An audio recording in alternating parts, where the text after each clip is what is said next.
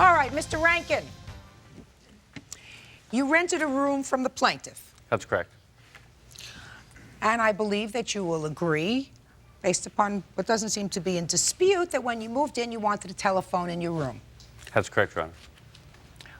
But because of prior problems, you couldn't get the phone in your name. She offered to put the phone... Because of prior problems, you couldn't get the phone in your name. I owed a past due bill on the Pacific bill. So the answer to my question is yes. You couldn't get the phone in your name. Correct. I knew we'd get there, Bird. Take your time, George. So she said, okay. Yes. Right? Are you nervous? Yes. Hmm? Yes. I could tell you were nervous. She said, okay, you put the phone in your room, and within a relatively short period of time, you got a bill. Yep. And how much was that bill for? $1,059. For a 1-month period. 2 months period. 2 months.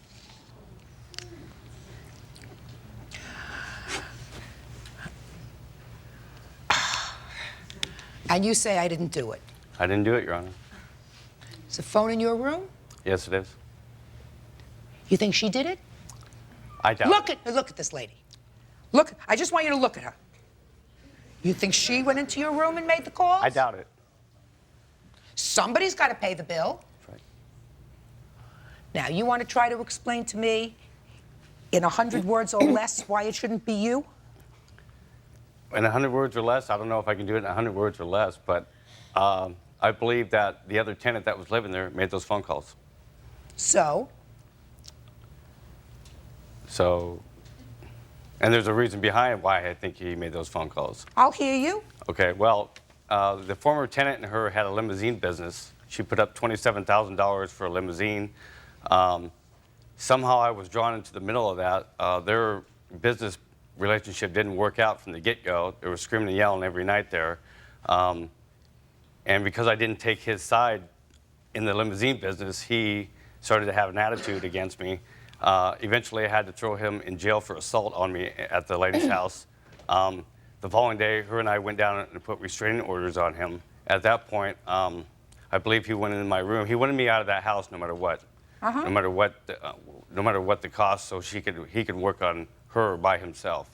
I believe that he went into my room and made a bunch of phone calls, information phone calls. I'm not sure what exactly they were. Psychic, maybe, I don't know what kind of phone calls they were. Psychic hotline calls? Is that what they were? 900. Sex calls. Sex calls. Sex calls, okay. Okay. So that's your defense. You know what we used to call that when I was sitting judge in Manhattan? Somebody once told me that that's called the Soddy principle, S-O-D-D-I. Some other dude Done it. did it.